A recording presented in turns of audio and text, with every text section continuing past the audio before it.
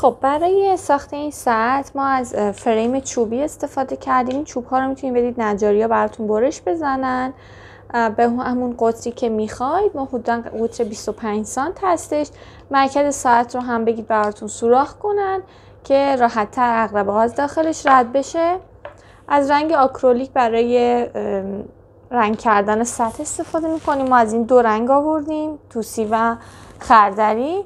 قلمو برای رنگ کردن و چسب نواری هم برای مشخص کردن مرزها. دور تا دور کار رو هم ساعت 12، 3، 6 و 9 رو مشخص کنید. ما بین ها رو هم تقسیم کنید به این صورت که داخل تصویر میبینید که بتونید اون رنگی رو که میزنید یا بر اساس ساعت ها باشه یا کاملا سلیقه‌ای باشه. میتونید نواری رنگ کنید یا نه سطح مشخصی رو ازش رنگ کنید. حالا ما چسب میزنیم و محدوده مورد نظرمون رو مشخص میکنیم. خب ما بین ساعت 3 تا 6 رو علامت میزنیم به این صورت.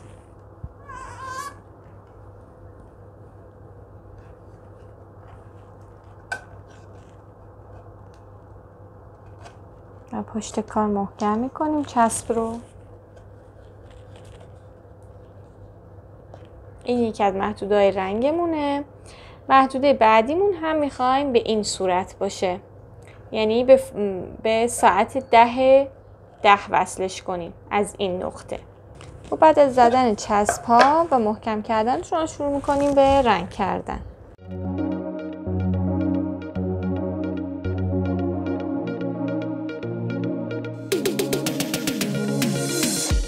میتونید با آب هم رقیق کنید، ولی من چون میخوام غلظت رنگم بالا باشه به صورت تکی ازش استفاده میکنم.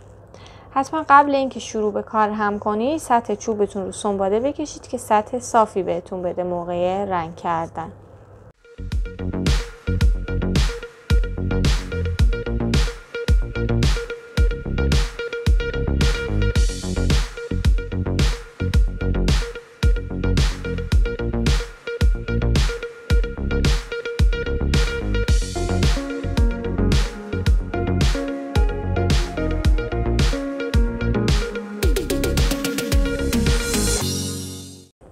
یکی از کارهایی که میتونید بعد رنگ کردن انجام بدید اینه که سطحتون که یه بار رنگ شد میتونید بار دیگه روی سطح رو سنباده بکشید و مجددا رنگ کنید که برجستگی های کارتون از بین بره.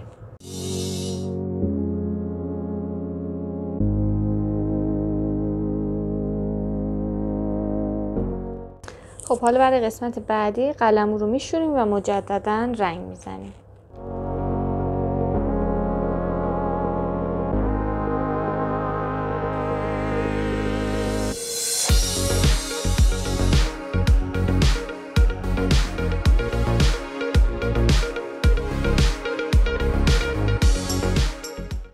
خب بعد از اینکه خوش شد میتونیم با سنباده یک بار خیلی آروم روش رو سنباده بکشیم که برجستگیاش بره و مجدد شروع کنیم یک دور دیگه رنگ کردنش که رنگش فیکس بشه.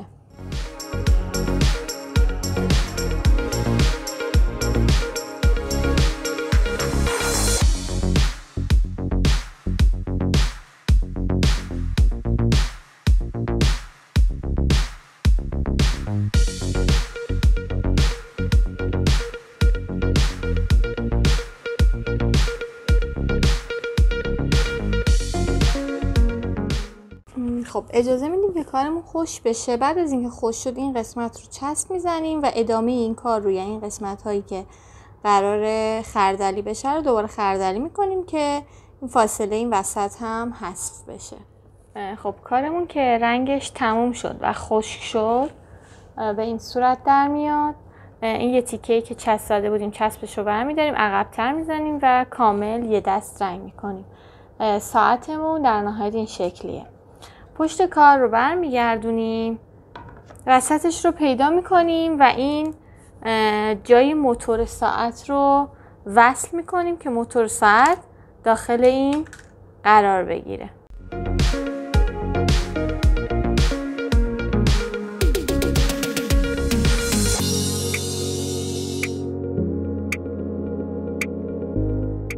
کارمون که محکم شد میتونیم برگردونیم و عقربه و بقیه کارهاش رو وصل کنیم.